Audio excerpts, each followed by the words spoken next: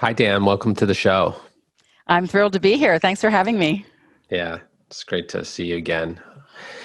Well, we thought a great place to start with your work is to find out a little bit about you and why you've devoted so much time, energy, resources to really changing the conversation around attachment and trauma, and what personally got you so invested in this work. Oh, that's a big story. But I mainly, I of course got sensitive to trauma through having basically a head-on collision car accident that was traumatic in itself. But it also unlocked a lot of historical trauma that I didn't even know I had. I had it so well, disconnected from myself. So it was kind of a double whammy in a way.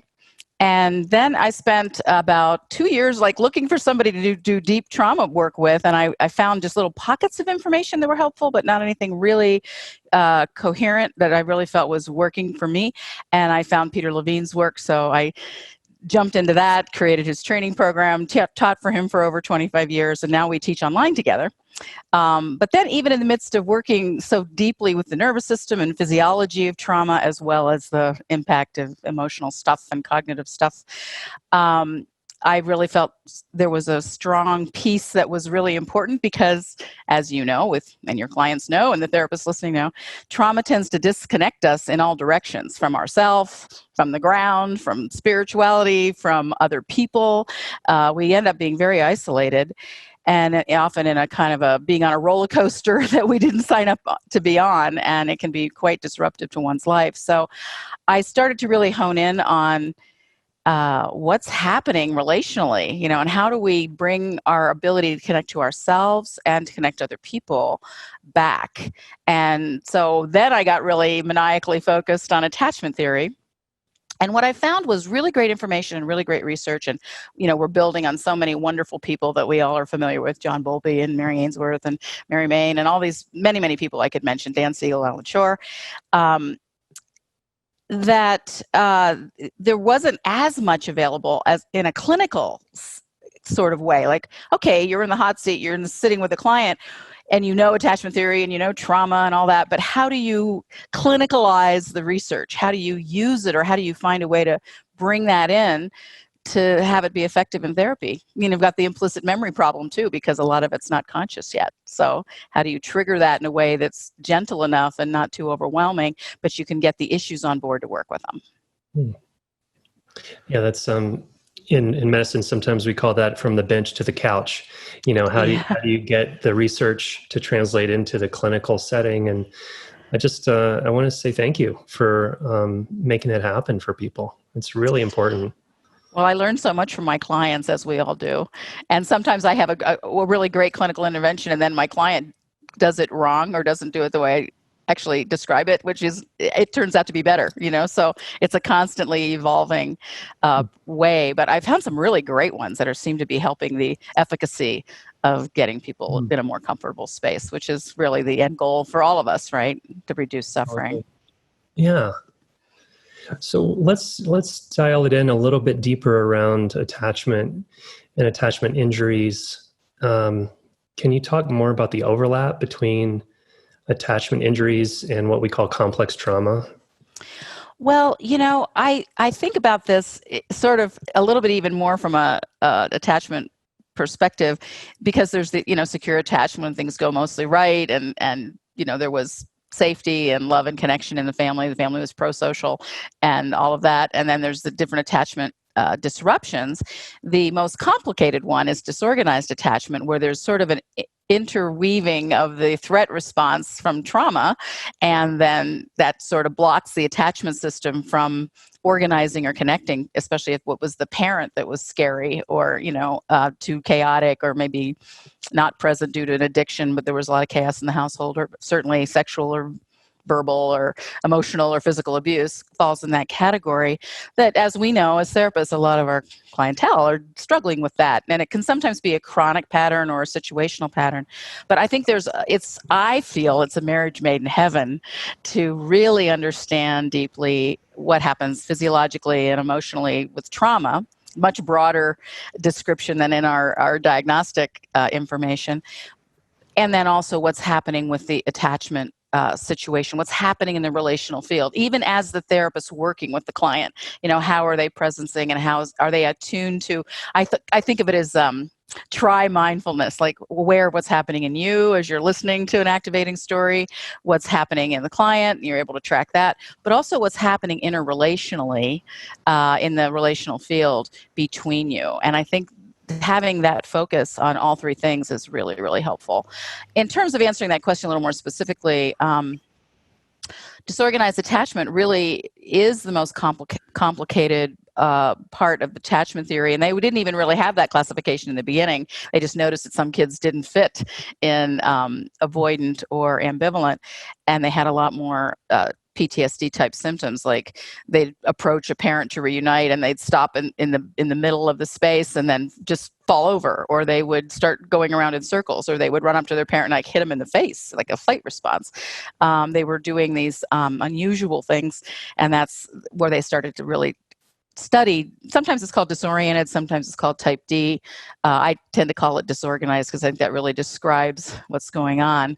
The attachment system is so flooded by the threat response. And the way it'll show up that's confusing in adult relationships is, here you are, maybe you're engaged to somebody and they're a safe person, and they're safe enough, and not perfect, but perfectly imperfect, and you're ready to go, and all of a sudden you hit a certain level of intimacy and it triggers this terror that isn't, you have enough presence of mind to know it's not coming from your partner, but you feel like it's coming from the relationship, and it can create all sorts of confusion, and I think sometimes unnecessary separation. So I just feel like a urgency in a way, or a calling to get this information out in the world in a usable way, whether it's to the public or whether it's to therapists working with clients, because I feel like it can help in so many different directions. I actually have sort of a vision that if all the world leaders would learn about secure attachment, and I mean, we'd have a major reorientation, or we get funding for all new families to really get training on this, it could change our culture faster than some other things. I just think it's a big contribution. So I'm so grateful to all the people that research attachment and teach attachment and have had that focus, as well as trauma. I mean, I think everybody listening knows that trauma results in, well, if you look at it from an autonomic nervous system perspective, you can have the sympathetic nervous system too on, and you end up with anger or rage outbursts or panic attacks. And we think of, in somatic experiencing, we think of panic attacks as a thwarted flight response. So sometimes working with the flight response helps reduce that. We also, like rage outbursts that just cycle or get triggered easily, be part of really working with a fight response to evoke it and initiate it and complete it in a session helps with that as one way. And certainly dissociation and fragmentation and all of that is part of the situation too. Sometimes I think dissociation personally can happen whether you're too activated in a sympathetic way, or also if you're shut down in like an overactivated parasympathetic reaction, or like Stephen Porges would call that the dorsal vagal response, right? And I love his work too. I think he's made a huge contribution to our fields in terms of kind of having the research that helps us understand why a somatic orientation really helps. And he also has an attachment orientation, so why the relationship and the sense of safety is so important. So we can dive into any of that you might like, but I find those perspectives really helpful to counteract. I think a really so from your perspective, are you saying what I'm kind of hearing here is, we have these two terms: we have trauma and we have attachment, and then we have, and there, it seems like what you're speaking to is trauma, speaking to sort of the neurological, nervous system based thing that happens, and then attachment being more of the relational thing that happens in a person. I guess what I'm curious about is, when we talk about more severe attachment disruptions, attachment injuries, can you even separate? And I mean, is there always just going to be trauma there in the system, or is not that straightforward? Well, every situation can be complex in a slightly different way. So, but I think that deeply understanding how to work with trauma and deeply understanding how to work with relationship and attachment, they just they just support each other so beautifully. And I don't work just somatically. I mean, we also need to work emotionally and cognitively, but I have a strong somatic focus because I feel like the body wisdom has really been not emphasized. Well, now it's more popular, but back when I started, people didn't even see a connection between body and mind. I mean, in conferences, that was considered a cutting edge idea. Now that's pretty normal. But I think the more we integrate somatic strategies along with all the other things we know, right? I'm a synthesizer. I like to pick the gems out of everything I come in contact with and try to figure out a way that they fit or when they're appropriate. Because I've had clients, like I'm sure many people listening had. I had a client that was, my gosh, addicted to 7 different substances. And it started at 13 when his brother died in a fire and the house burned down. And he was still 13. I mean, he was at the time, and as a client, he was probably 45, and he went from being a drug dealer to a CEO of a software company over the treatment course. So I think it kind of went in a better direction. But we were able to kind of get rid of one addiction a year. It took about 7 years to clear addiction, and he couldn't work somatically. His nervous system, I think, was so fried by so much drugs intake, that we couldn't work that way. I worked very cognitively with him, and that's what worked. It's like looking for the window that's open, and then expanding it. And I think that's a real clinical skill that we need to really appreciate in ourselves, but also why we need to have more than 1 or 2 approaches under our belt. Lawrence Lassagne used to say everybody should have at least 3 models that they're really, really deeply trained in, because otherwise you keep trying to force people into a box, that may not fit for them. Well, that's a great point. And I think for the medical providers in the audience, we try to teach in our institute that it's helpful to have all these different models to be working with, because when you get hyper specialized, like for example, let's say you're an SE practitioner, but you don't have attachment tools, it can be a real liability, or vice versa. Mm-hmm. Same thing in medicine, where someone who it's like the metaphor of the elephant, where they've got everybody is touching a different part of the elephant, and nobody knows it's an elephant because you don't have a big enough perspective. So I appreciate that you're bringing that point of view. And I love it that you're doing integrative psychiatry, because that's also bringing so many different modes of wisdom together. Yeah. Well, speaking of healthcare providers and the current moment and the pandemic that we're in, and a lot of remote sessions happening for therapists and also for physicians and nurse practitioners, what would you like to say to the healthcare practitioners out there who are working with trauma right now? More from a teletherapy perspective. Well, one of the things I think is interesting is, aside from our intimate partner in intimate moments, therapy, even if you're doing it in 3D, like if we were in the same room, it has more direct eye contact than any other form of communication. I mean, you're like in eye contact a lot in therapy, right? And then you add Zoom, where even if you look down to take notes or something, a person on the other side, the client might be thinking, oh, they don't care, or they're not interested, or they're playing a computer game or something, right? So you have to be like making sure you're kind of taking care of the attachment bond, even if you have to look away once in a while, which is normal under normal circumstances. But like right now, if I start looking away, it seems weird, right? Because we're on Zoom. And there's reactions. So I even have exercises I give to clients that involve the attachment system, called looking at and looking away. And you can do this online. It'd be like if you were the client and I'm the therapist staying in a kind of present mode, I would invite them to look away from me and track what they feel. And some of them feel relief. If they're avoidant, they like the relief because it's so intense to have the contact pops, possibly. Or they might, if they're more tilted towards ambivalent patterning, they might feel it as like they're out of contact, so they feel a little abandonment or fear of abandonment, or I won't be there when they look back. And I have them do that timing on their own. I said, you can look back whenever you want. And if I feel they're particularly activated by the exercise, I'll just talk to them while they're looking away. And I might even say something like, I'm still here. I know their issues, so I will reinforce what I think is most reassuring for them. And so they're tracking my connection through my voice. But sometimes people find your voice intrusive, so I might not use my voice. And then we track what their reactions are, and then they come back, and sometimes they say things like, oh, you're still there. I mean, as if I would leave, right? But their attachment system is giving them that fear. It's coming from a long time ago. But then we can work with it, right?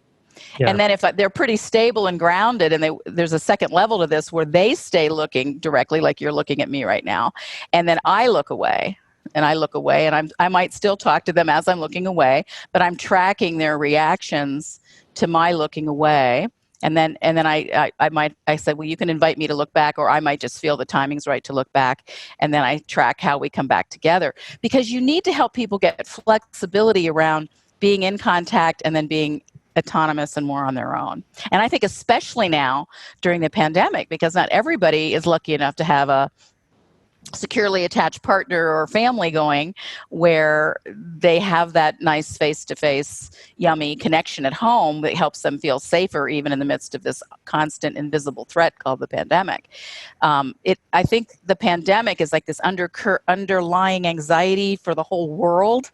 So certainly therapists that are listening, and I know it's true for me, we're sensitive to that. We feel that on some level. And there's been some surveys. I know Stephen Porges just wrote about it. They interviewed like 1,500 different practitioners.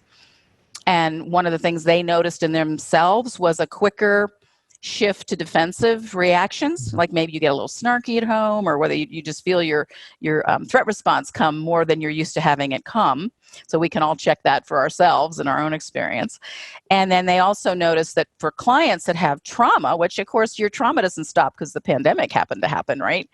That people that have trauma not only have that anxiety that's coming from that kind of collective fear of illness and understandable reactions, even to the social justice issues that have come up that are so important. But if they have trauma, then their trauma, whatever's not been resolved or solidly integrated, gets amplified on top of it. So it's a challenging position for therapists and clients right now, because of the extra trauma layering, the global collective trauma that's also triggering our individual unfinished business, and any dysfunction is going to get amplified. I mean, if you have a really yummy family, which I hope everybody has, but I know they don't, that gets amplified. I have friends that feel like they're on this intimacy vacation. They're deepening their relationship with their kids. Their kids came home from college. They're having all this time with them they normally wouldn't have because the kids would be off with their friends, and they're loving it. And I have other clients or friends that had fractures in their family life, and there's a lot of volatility and there's abuse happening. And then it's even hard to report abuse right now because you don't even have privacy to call in for help. Your abuser's standing behind you, especially when we weren't really allowed to go out much. Now I think people are going out a little bit more, and that could change by the time this is aired. Maybe people will be out even more. But it's a really challenging time. Mm-hmm. I'm really appreciating the way you're looking at the challenge and the opportunity at the same time. Because, with Zoom, and this is going back to what you said a few minutes ago, there's this exercise of the look away. And it reminds me of those early attachment research situations, and watch these videos of the still face experiment. Right. And the mom just looking, and then the distress of the infant, and then right. how the infant tries to engage the mom, and to be able to actually use the situation of Zoom as an opportunity it's almost like built in because it's so visual. Right. And maybe a little bit harder to work. I'm curious, I want to ask you in a few minutes about how to work with the body on Zoom, but I think it's a really important message for the health care providers and the therapists of how do we actually take advantage of and sort of amplify the opportunity that Zoom presents. And a lot of people are living alone too, right? I know. And so I'm one of those people. Right. I don't even have a dog right now. My dog passed away, so I'm like, ah. Oh, I'm sorry to hear that. I see a few friends though, so yeah, and a lot of Zoom. Yeah. So there is this weird sort of opportunity and extreme challenge at the same time right now. I'm hoping, I'm ever the optimist, but I mean, not that I don't know about dark stuff because I have a ton of trauma. I understand trauma really well, personally and professionally. But I'm hoping that as we shine a light, the pandemic kind of intensifies the focus on some of our social inequities and, I mean, obviously about healthcare and racism. And there's just so many in the working with the indigenous populations. I'm doing a whole 6 months on COVID and practitioners on different topics because I feel like we need a lot of support. And it's everything from how to increase relational capacity online, right? And also how to work with diverse groups and underrepresented groups and different symptoms that the healthcare providers are having, things like moral injury that I don't usually talk about, and the bystander effect. There's different things I'm bringing in that I think are relevant specifically to now. And then of course they can be relevant at other times too, but it is a unique challenge, but I think the opportunities that could happen, I know I'm doing this personally, is I'm like taking in so much information through books and online courses and podcasts like this, which are so valuable to me personally, that I'm stretching I'm kind of addicted to learning. So I do this in general, but this time has been really rich that way. And I did kind of run away from home. I know I told Willis, I left for 6 weeks and just drove to COVID safe parts of Colorado, the more remote parts of Colorado and the more remote parts of New Mexico. And I was even at a Chi Center retreat center. There were 190 acres, and I was like only one of 3 people there, and we were still wearing masks, and doing safe practices, not all the time, but some of the time. And it was just a great place for me to meet some really interesting people, and also to work on what can happen that can be helpful. I think 2D, thank goodness we have the internet and Zoom, is a good thing. And a lot of therapists have found surprising to themselves that they can actually work online quite effectively.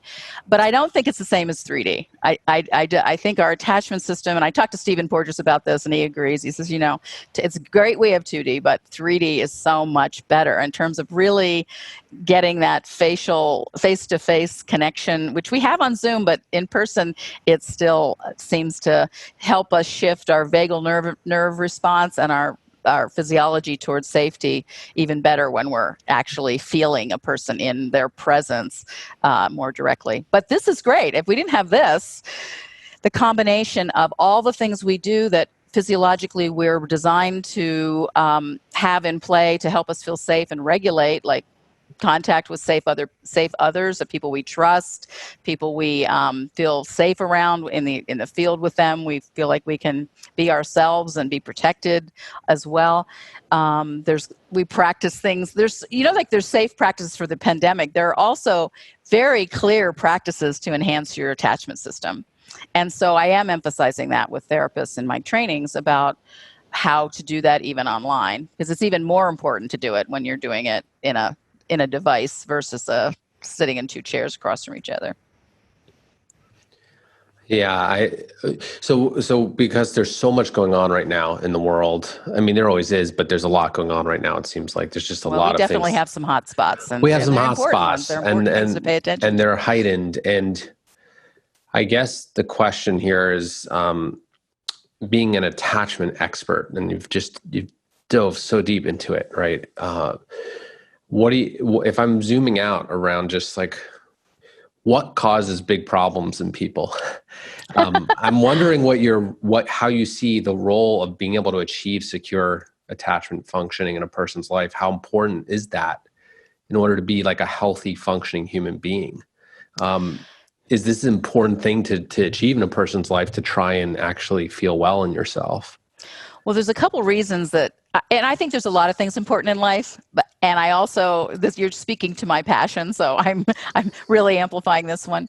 But I do feel like there's reasons to do that. One of them is, and you can look to Alan Shore and Dan Siegel on this too, is that the more we work our stuff, whatever it is, as a professional, our own personal stuff, and then as we help our clients work their stuff, which I think is, really fabulous that people in the world want to do that and have the courage to do it. So I always put a shout out to everybody doing this work, because it's not always easy, as we know.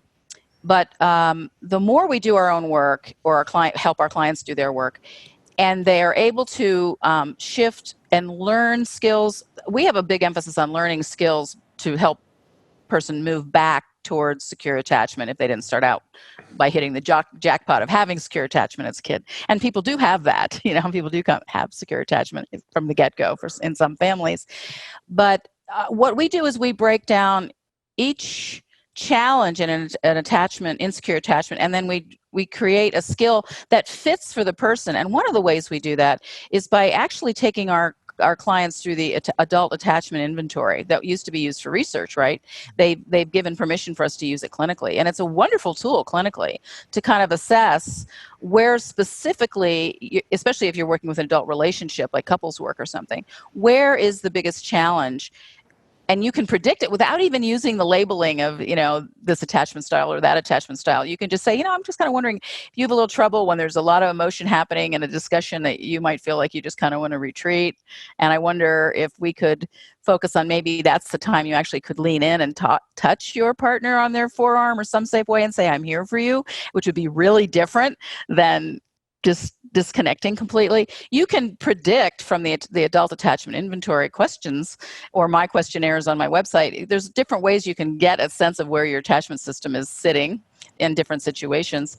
That can be really helpful in giving concrete, specific things that people can practice that will help them overcome their trauma, because it'll bring up any of the resistance to it will bring up the wound that needs to be worked with. So it's very efficient.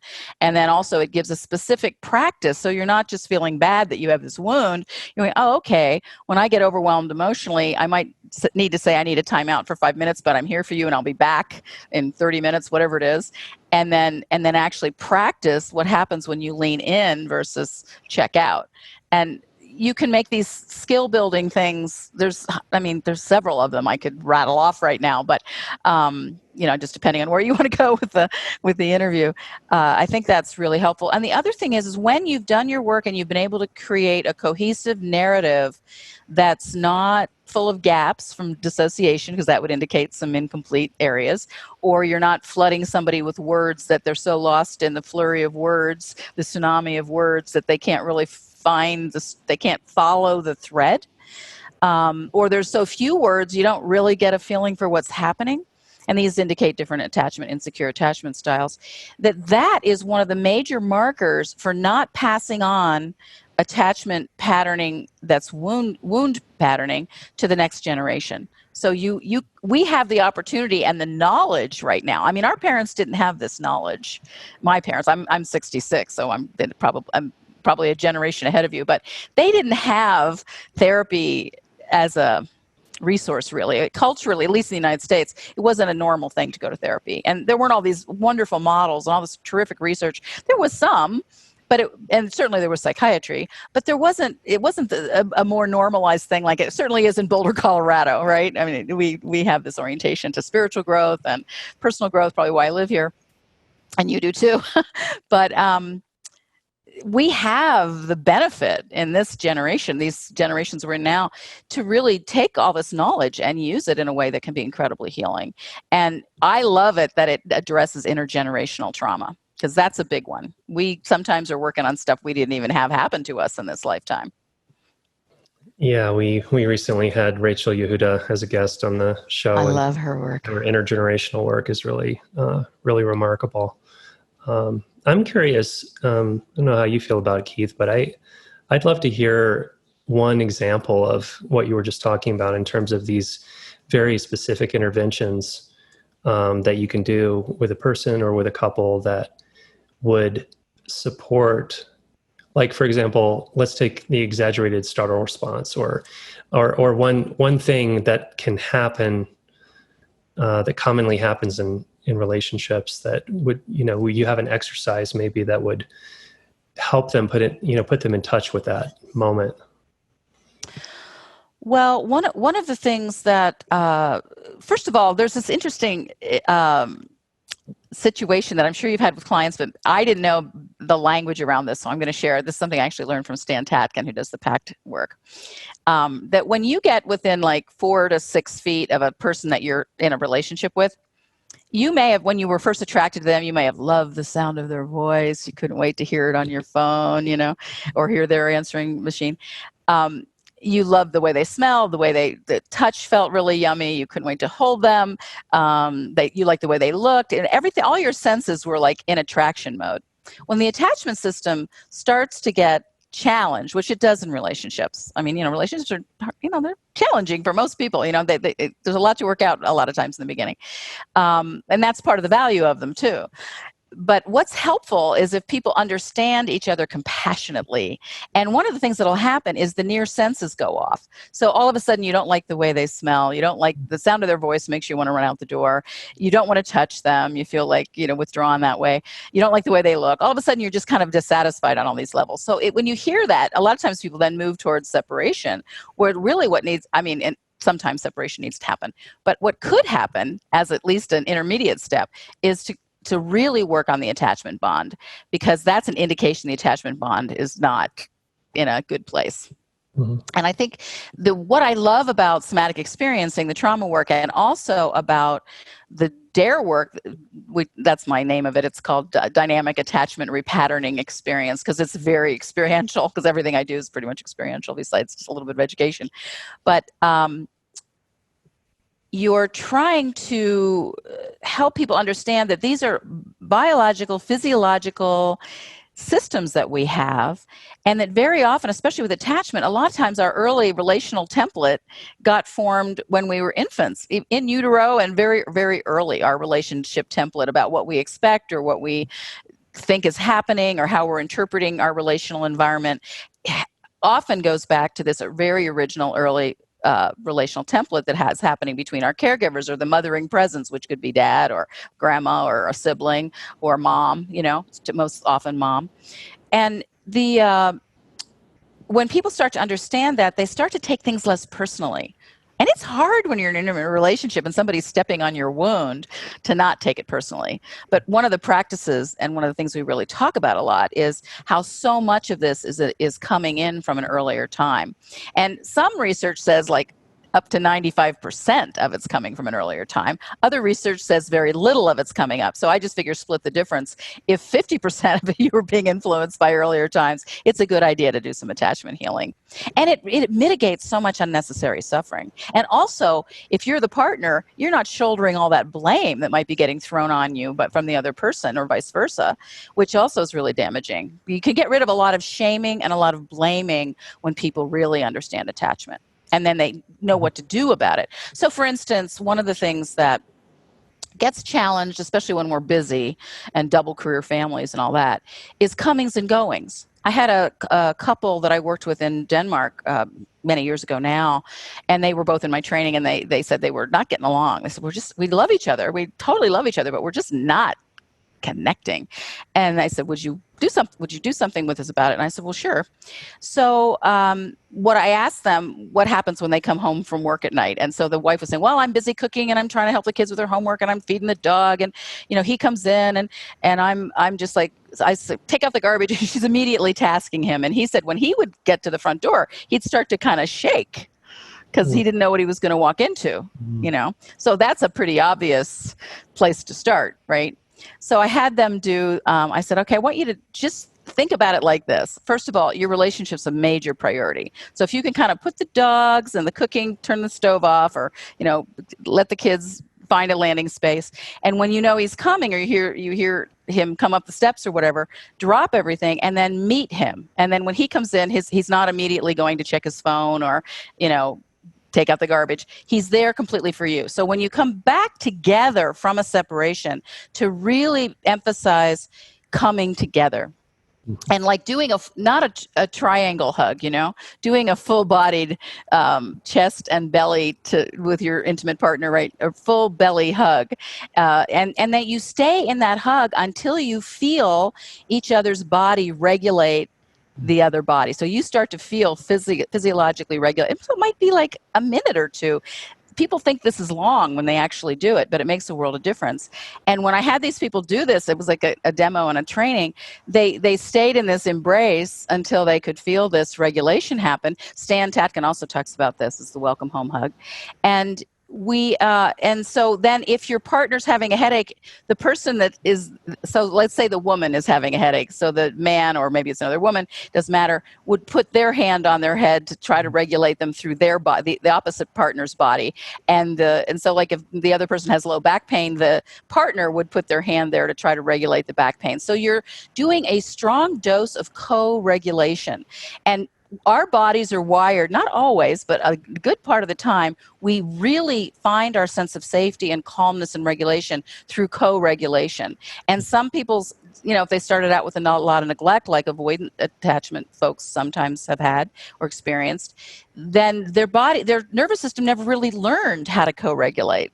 And so in therapy, we then have to teach them by giving them exercises around co-regulation to bring that function back, because otherwise they're way more comfortable by themselves and they miss the yumminess and the nourishment of a good relationship. And they may even have a partner that's willing for it, but they don't find it in their own physiology to want that, or they feel like something bad will happen if they go into co-regulation. So we have to help that shift. Another example of just having patterns about how you go to bed. These are simple things. These are true for your kids too, but let's focus on partners.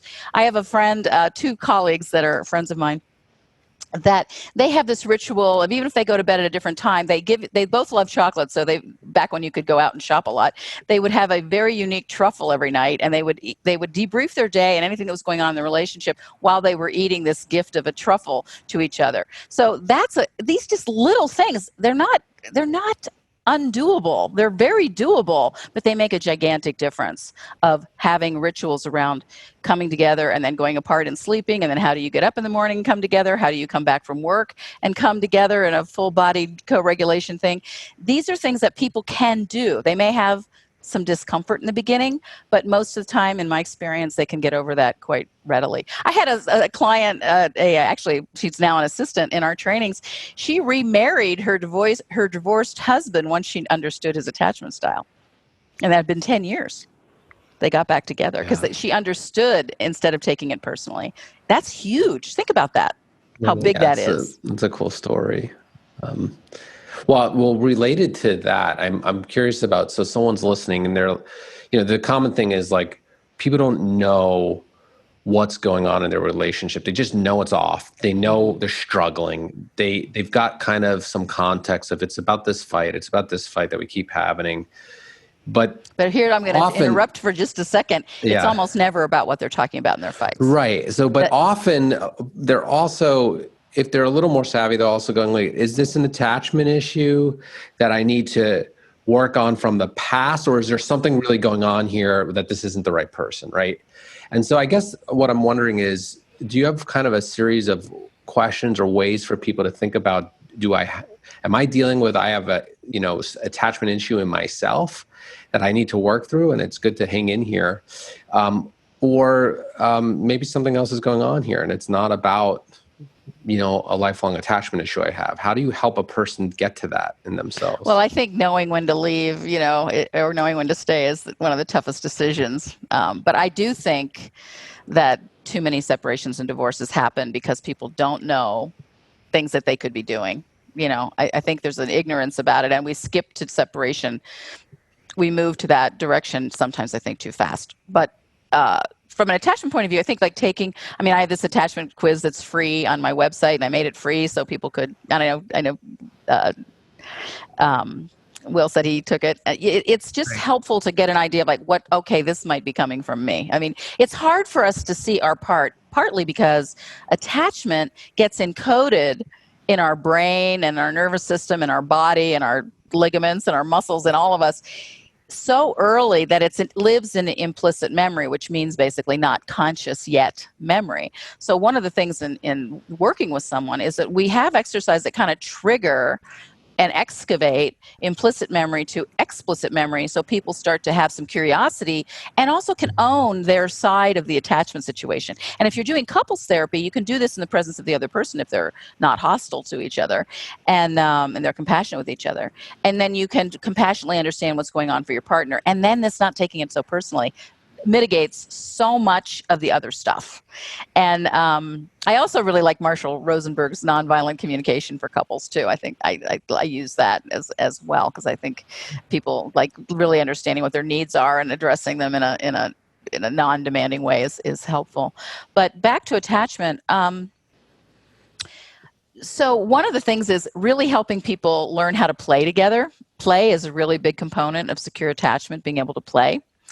And, sometimes we play on our own, but if we can start it for the relationship, we can also find some play connection together, being protective of ourselves, even in the relationship, like being protective of, I'm protecting myself when I'm having a conflict, but I'm also feeling like I want to make sure I'm leaving my partner in a respected and dignified way, that they aren't losing their dignity. I'm not attacking them in that way. So I'm protective of them. And then I'm protective of the relationship, in the relationship, coupledom or bubble situation from the outside world. So I think really understanding how to do that, because some couples, they don't have good boundaries and they hurt their relationship.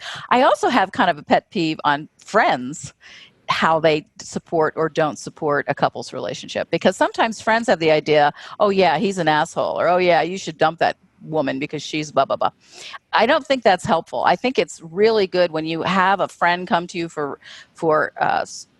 to complain or to share about what's going on in their relationship, that you try to support what the relationship together possibilities of what they could do that could be helpful, and not think you're being the good friend by trashing the other person. I think that's a mistake. That's a social context thing that's really damaging, because we're influenced by our friends in a deep way, or family, and teaching friends and family how to support you and your relationship's really important.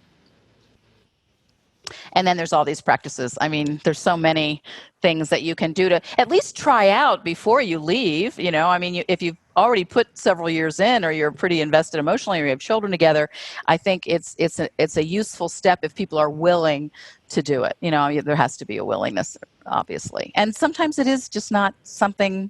There's deal breakers, like one person wants to have kids and one person doesn't, or one person wants to live in a different place and the other person doesn't, or, there's certain financial things that might happen that just get in the way. So it is a very individual decision. And I just feel like the attachment understanding, and also because it's so healing for trauma, that people can come into more nourishing relationships, which I think we all deserve and need as a human being. Most of us. Maybe not every single person, but a large percentage of us are designed with social brains and a desire to connect to someone that's meaningful to us. And I think I'd like to stack all the cards I can in that person's favor, or that couple's favor, that family's favor. Mm-hmm. Yeah, go ahead, Keith. Oh, I was just something interesting popped in my brain, so I want to ask it. Sure. It's the conversation of sort of monogamy versus polyamory, and then getting into this whole conversation of attachment. We're in a community in Boulder where there's a lot of both going on, right? I think there's flexibility there, and I'm just very curious about what you're seeing in the conversation around attachment, and when you see people with sort of different views on, I'm going to stay with this one person, and then I'm not going to be outside of the relationship, or I'm going to be with 10 people. And just how does that impact the attachment conversation? Well, it's a really interesting perspective. I just read a book on polyamory and attachment recently. I can't remember the title of it right now. But certainly there's consenting adults, and so some people, when they think of polyamory, they think, well, okay, parents have more than one kid, they have relationships maybe with 5 children, so the love can be going in many different directions. And I think we are loving, but our love can be big. I think some of the same attachment issues probably would need to be addressed with each dyad. Because different people stimulate different attachment reactions. If someone is not very available, and you're tended to it might push you into being somewhat ambivalent, and then having a lot of anxiety about the lack of availability. But for somebody else, they might understand that, and it might not be an issue at all. When I talk to some of my colleagues that really specialize in couples work. One of them, Ellen Bader, she runs the Couples Institute out of Menlo Park in San Francisco. She was saying that she wasn't sure about how it would work with polyamory in the beginning either, but when she's been working with polyamorous couples, she said it's really interesting. The ones that are working, they have such a high level of commitment and also conversation, and they have this way of articulating and working through really complex issues that she was quite impressed by their capacity. So I think it's obviously an individual choice, and for other people, they think, oh my gosh, it's the worst idea ever. I'm having enough trouble just managing one other person. I don't know how I would do with, especially with the sexual jealousy and all these. It brings up a lot of different issues. I think it has a lot to do with how you want your lifestyle to be, and if you find partners that you feel like you can work deeply on some of these issues. I don't know that it would happen. I haven't had enough exposure to it to know that it just from the get-go works really well. I imagine there is some deep process that people have to go through to work that way. But, attachment system has been mostly referred to and researched dyadically. And actually, we need to understand that a lot of the attachment research was done in the 50s. And that was where we usually had stay-at-home moms, in the United States anyway, and go-to-work dads. So most of the research was mom and child. There wasn't even much research on dad and child. So there's kind of it seems to me, a little bit of a stronger focus on mothers and children. And of course, fathers have a huge role and are super important. And sometimes fathers are more in the mothering, more of the consistent caregiver than the mother is. So it's just, I think, partly influenced by the research we have. And I think we're like we are with so many things with gender identity and working in these really important areas. We're learning and evolving in new directions. And I'm not pro or against anything. I just want people to experience growth and transformation, and they're able to find the nourishment in their relationships. Because I think finding nourishment and meaning in your work is a huge accomplishment, but I think finding it in a relationship is almost double that, or it's bigger, because I think it's more complicated than even what we find challenging at work in some ways. Yeah, that's certainly true for me. Work is more simple and straightforward than relationship. And even though we're working highly relationally, right? I mean, it's true for me too. It's like we're working with really heavy stuff and meeting people in really dark places and staying present. And I know we all have a spiritual orientation too that we draw on, and it really enriches us and supports us. But it's like, then you take it to the personal level. It's like, okay, a little immaturity showed up there. Like, what's that about? And but now when I find myself falling short, whether it's, and I do, when it's a deep friendship or, when I'm in a relationship, I have more places to try to understand it. And I think you find this true as well. When you find the truth, and sometimes that happens, you're in a blind spot and it takes a while to peel off all the obscurations till you get to a personal truth about something, but you kind of know when you get there, or you have a piece of it. There's something nourishing and supportive in truth, even if it's a terrible truth, right? It's just that it's true. Right. And there's something about that. And I'm sort of a truth junkie. I mean, I want to, for myself, I'm going, okay, I'm really mad at this person and I have all my reasons, the list and everything. And then a part of me is going, okay, great, you're whatever. They did all these things, but let's get off of that.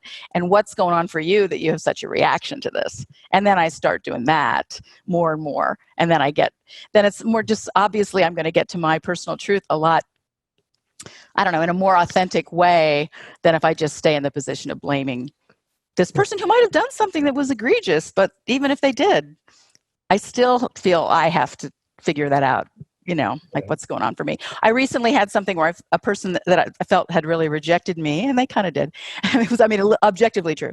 And I didn't respond so well to it. But what I really went into it deeply, deeply, deeply, I realized I had an issue that kept unfolding about self-love. And then I started waking up and just feeling this love, self-love, that included me. I mean, I've felt love before, but it was more a personal love for Diane, which was something I hadn't realized I didn't grow up in a particularly loving context. But so this was really actually a gift down the road, right? I didn't feel like it was a gift at the time it happened, but it's a gift now because it led me to that realization. And now I'm having these just unsolicited love things happening. I'm also having a lot of sorrow happening because I think I'm tapping into the collective trauma a lot. Mm-hmm.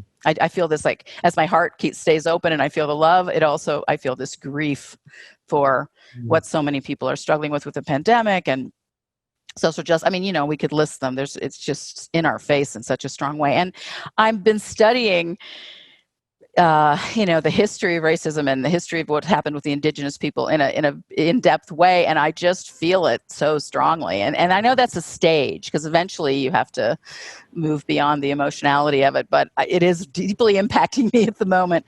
And, but I think that's the challenge, is staying open-hearted and not shutting down. And sometimes you have to disconnect a little bit for self-care, but I think that's a really important practice for me right now, Same here. I mean, it's, for me, it's really important to take that opportunity and not rush to resolution, and to just really sit with the grief and the pain of the way important people in our society have been treated I'm learning like you. I mean, I'm really studying this right now, and it's incredibly humbling to look at the depth of my own blind spots, and really to take responsibility for my own privilege, and how unconscious it's been, and right. So there's a part of me that wants to rush to, okay, well, now what can I do about it? But Yeah. I'm really kind of pumping the brakes and staying with, let's stay with the feeling here, which I learned in my SE training. So it's so helpful. Way back then we were doing that. Yeah. I'm in the same thing. I always, of course, like to move into action, but I realize that's not appropriate. And I just have to, I think the most important thing I can do now, besides study and become more aware, which I think is important, and have conversations that aren't so comfortable, all that. I appreciate when those happen, actually, is just trying to let my heart guide, and let I keep collecting awareness. I heard somebody describe it as the kaleidoscope of consciousness. And I love that, because when you think about a kaleidoscope, right, you could be looking through it and just keep it fixed, like not move it. So it's just rigid and static and you keep seeing the same picture. Right? Or you can move it a little bit, and your viewpoint can merge a little bit with somebody else's, or you can, move it a lot and try to encompass more. And I think that's a great metaphor for me right now, and hopefully it's helpful for other people, just in how to approach this. Because I'm just putting myself in so many situations where it's not just my tribe where my viewpoints are mirrored. I'm in a lot of situations where I'm on the other part of things, and I'm trying to really stay open and listen without moving to polarization, and that's been a very helpful practice for me. Just to be like, oh, I get it. I can understand the other person's perspective, and I'm not judging. I'm in a different space. It's an interesting challenge. It is, and it seems like with this recent wave of racism. And awareness of racism is really also the recent wave. I don't know that. I mean, racism has been going on intensely in this country forever. 1600s yeah. Yeah. And so it also seems like it's the opportunity right now is, as mental health care providers, how do we reshape the landscape among providers, awareness, and what can we do right now to help be a part of the solution. I'm just curious if you're sort of in your trainings, and like I'm sure you're wrestling with this as we are right now, and I'm just wondering if you've come up with anything yet, or you're just in more of a period of digesting. Well, I have two different things going. We just did last year about this time, maybe a little later in the year, we did a training in Chicago, and we had a real emphasis on the regular training, but also having really, like, one of our organizers went around to lots of different organizations of all different types of groups, and kind of invited people from all different ways of life. We had 3 or 4 indigenous people there. We had African Americans there. We had Asian people there. We had transgendered people there, and different gender identities there. And I loved that. But I don't know how always to facilitate that. She did a lot of the legwork on that, by the way she approached working to have the training happen. And but it taught me a lot. And it's not just that we, include other people or we give people scholarships or whatever. There's a lot more to it than that, of really understanding what a person's struggling with. So I did a lot of demos with people from different groups, and that was really helpful to me, because some of the things that I would suggest, even in the things I suggested on this call, might not really fit for an indigenous person, right? The therapy looks really different. I mean, they do things much more tribally. One of the young women that was there, and I just love her, she is the daughter of 2 of the indigenous peoples in Canada. They were making, birch tree canoes and birch tree different things and things to hold the babies and also things out of fur. And she said that when she brought the tribe together and her parents came and she came and they did this kind of art workshop, doing all the original indigenous activities, people just flourished. They just were so filled with joy. And that was a deep healing experience, very different, right, than what we would think of as therapy, but that was therapy, way more than like sitting with one person or having a chat. And so I think just being sensitized to that, and like reading a lot of books about how treatment is happening in different areas. I talked to a woman who is working with the tribal police and also is a therapist for tribal, and she said, the thing is, you might have an appointment at 9:00, but they can't get there from the reservation or wherever they are until somebody that has a truck is going to town. So then everybody piles in the truck and they do the grocery shopping. Somebody goes to therapy, somebody goes to the doctor, somebody does whatever. And you show up when the truck goes, you can't really have, let's meet at 9:00. It's not practical. So there's just a lot of things that we aren't able to be aware of until we're either directly interfacing. So I've been interviewing ministers and different people that work with indigenous and also indigenous people themselves. And I go to Mexico for 2 months every year, and there's 14 different indigenous tribes there, and I talk to anthropologists. I mean, I'm endlessly curious about this and trying to understand it kind of from a human journey perspective. But the therapy our version of our field is very white. Yeah. It's very white. So I've been on this kind of thought leader call that I've been my friend Francesca Maxine put together. So a lot of people that have trainings and do things are coming together and kind of, how do we hold this? And some of them are different gender identity folks and different racial groups are represented in that group, and even in that group, it's like it's hard to come up with like, how do we integrate this into a model? I don't know. I do know being aware of it and naming it in trainings and learning more and more about it is really important. So I often get invited to keynote or to present at conferences. So most people like fly in and fly out. I stay and I go to every workshop that has something about diversity or something about gender or something outside my area, because I'm really trying to make my understanding bigger. And it has been so helpful, especially like I did Patty Dye's and Victor Lee Lewis's online training on racism was very good. And of course, Resma Menachem with his book on my grandmother's hands, because it's really somatically focused.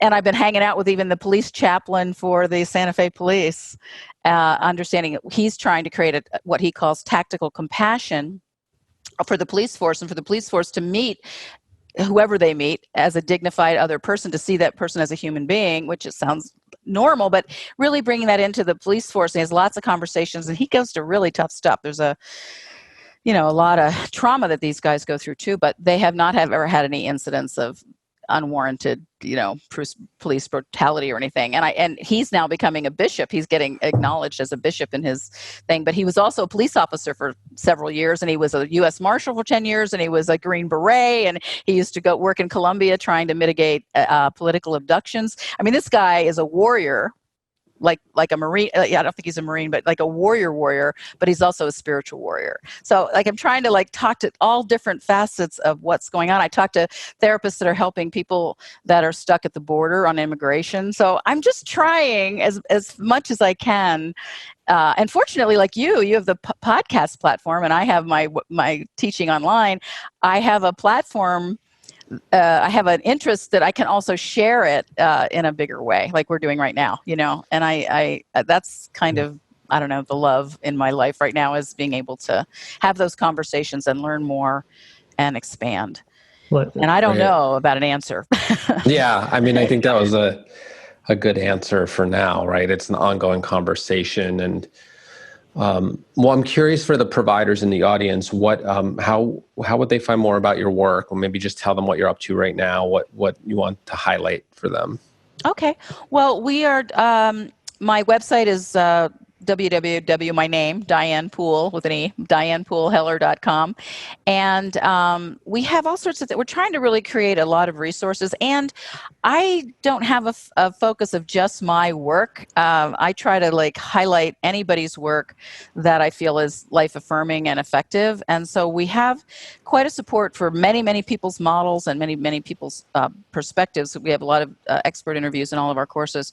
But we do online training. I do an online attachment mastery program that starts out with what's the early patterning, and then it moves into how does that infiltrate into our adult lives in level 2 and level 3. We're doing actually at the end of August right now on the neurobiology of loving relationships, really understanding, how narrative gets formed. Our way of using language happens at the same time as our attachment patterning is happening. So very often you can get a feeling for somebody's attachment style by how they actually speak and why that's happening neurologically and how we can help that also.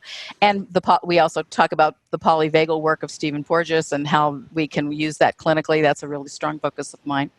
And then, there's a lot of neurobiology that we could go into, everything from mirroring to prefrontal cortex to how the nervous system manages trauma and threat, as well as the vagus nerve. Just trying to help people understand the physiology and why it's important, and then how to clinicalize it. Everything with me is how to clinicalize it. Like, how do you make it practical? Like, I like it when people can get off a call and use something right away with their clients.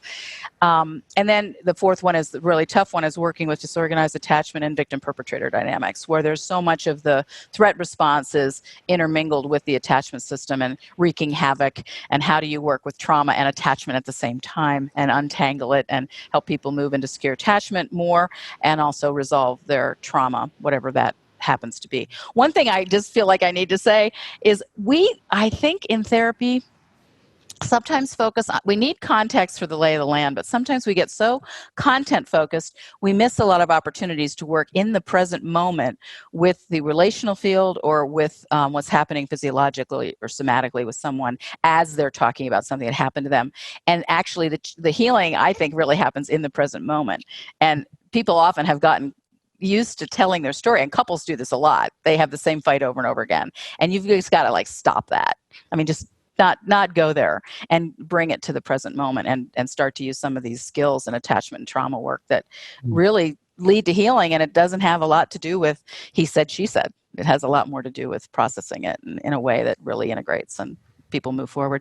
And then we also have a therapy mastermind circle where we do a clinically organized topic. We usually do it in 6-month segments. So this 6 months I'm working on COVID. You can come into this program anytime. It's a membership site, and we keep it inexpensive. It's only $67 a month for like 4 to 5 hours of new content every month that you can pick and choose what you want, or if you have a lot of time, do all of it. And it includes like client demos where you're actually seeing me or sometimes a colleague working with a client related to the topic. And so we're not just talking about how to do it, you're actually seeing it. And I think seeing videos of people working is really valuable. And I don't think that we have that opportunity enough in our field because of course you have to have the right confidentiality. And because we're not doing a psychological striptease in our sessions, we're really working somatically and working with the relational field. People are usually happy to share their work, and of course that's up to them. And then that involves expert calls on people that are related to the topic. The next one coming up is intergenerational trauma, which I'm really passionate about. And I've had so many experiences of people having things come into the session that doesn't belong to their life, but did belong to an ancestor, and how to work it through their body to help free the ancestor, but also free them from that intergenerational trauma. We have a free summit coming up that starts September 30th through October 7th. That's 8 different experts, including Peter Levine and Richard Schwartz with IFS, and a ton of Rick Hansen. Everybody's familiar with Rick with his neuroscience perspective on trauma, and Lisa Ferenz, who runs the Trauma Institute out of Washington, D.C. Lots of people. Deanie Leliotis, who's going to talk to us about COVID and EMDR. She actually got COVID when we were trying to do this filming, so she has a very felt sense of how to move through it and also to help clients around that, if you get it or if they get it. And anyway, there's 8 people, and we offer that for free. You can do a little upgrade if you want to buy it forever, but it's offered for free. It's kind of our pay it forward thing we do every year. So that'll be September 30th. And we're doing a live training on the neurobiology of loving relationships, August 27th to 29th, if that's relevant timing. And you can contact us really with any questions. Just write in help@DianePooleHeller.com. help@DianePooleHeller.com. We have the free attachment quiz on the website, which is DianePooleHeller.com, that anybody can take. But I want to make sure you take it when you think about yourself, when you're a little stressed or a little tired or a little sick, so you're more in your default position with attachment, and you just focus on one relationship at a time, because you might have a very different attachment reaction to mom versus dad, because they might have very different attachment systems they're interacting with you with, and it makes a difference when you answer the questionnaire. It'll be more accurate. And we also have a 5 free videos on attachment that you can just put your phone number in on your cell phone, and you'll get them every couple days. And we can give you that in the notes with that they'll provide on the website related to the podcast. Great. Well, we end similarly now every time. We love to ask this question, which is, if there's a billboard that every human being would see once in their life and it has a paragraph on it, what would you want to share? What kind of wisdom would you want them to know in that paragraph? That healing is possible, and attachment as well as trauma has so many untapped advantages that we can move from our history into our present in a very different way, and we can totally learn secure attachment, at least for most of what we're dealing with. Maybe not every single thing, but it's, I think, a very hopeful message, and I just wish we could have everybody understand it around the world. Beautiful. Thanks, Diane, for being on the show. Oh, it's been my pleasure. Thanks for having me.